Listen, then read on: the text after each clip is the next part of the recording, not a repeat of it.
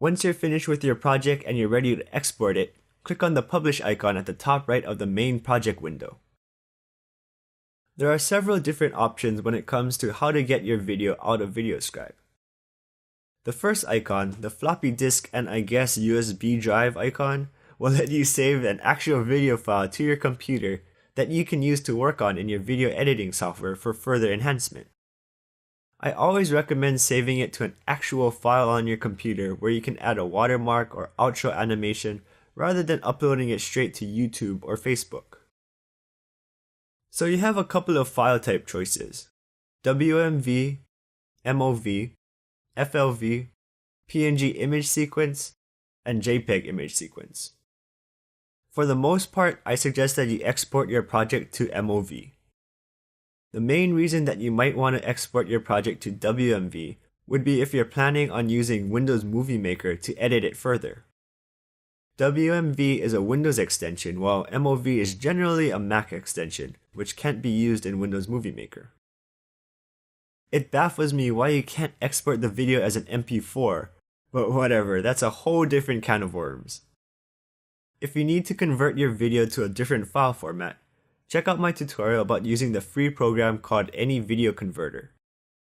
It's really easy to use the program, but there's a couple of things to look out for during the installation process, so I definitely suggest watching the video. Back to the Publish options, you can export to FLV, which is generally a Flash or browser file type. But I've never needed a FLV specifically, so I've never used it. Next, you can set the quality of the video. If space on your hard drive isn't a major concern, I suggest exporting to 1080p or Full HD. When I did a couple of samples, I noticed more degradation in the 720p video than a 1080p video downscaled to 720p. Basically, while it takes a little longer to publish your video, even if you have no intention of creating your video in 1080p, you should still export your VideoScribe video to 1080. With every added step, your video loses a bit of quality. So if you start with the maximum quality versus starting with just above average quality, you'll probably end up better off. The worst case scenario would be that the footage looks exactly the same, which is not a bad deal if it at least has the potential of being better. Sorry if that sounded like gibberish. The short version, just export to 1080p. Finally, you have the option to set the frame rate of your video. Generally, the more frames, the smoother the video. 25 or 30 are pretty much the standard frame rates. For videos like this, that is a video essentially made for viewing on the internet and not some cinematic masterpiece, just stick with 30 frames per second. My favorite way to export a VideoScribe video is as a PNG image sequence. This lets you overlay your VideoScribe video on other videos or images in a video editing program. So you can put your VideoScribe over a moving background, another video, a background image, whatever you can think of. Saving it as a PNG sequence means that the background in VideoScribe actually becomes transparent, so it will actually look like you're drawing on whatever you put behind it. If you use a JPEG sequence, whites will be white and your background color you set in VideoScribe will be the background color of the sequence with no transparency. All in all, exporting to a PNG sequence is a cool effect that I wish more people would use. I use it in Camtasia and Premiere Pro to put it over videos that I create in Powtoon. It's a little technical, so I'll create a separate video to go over the process.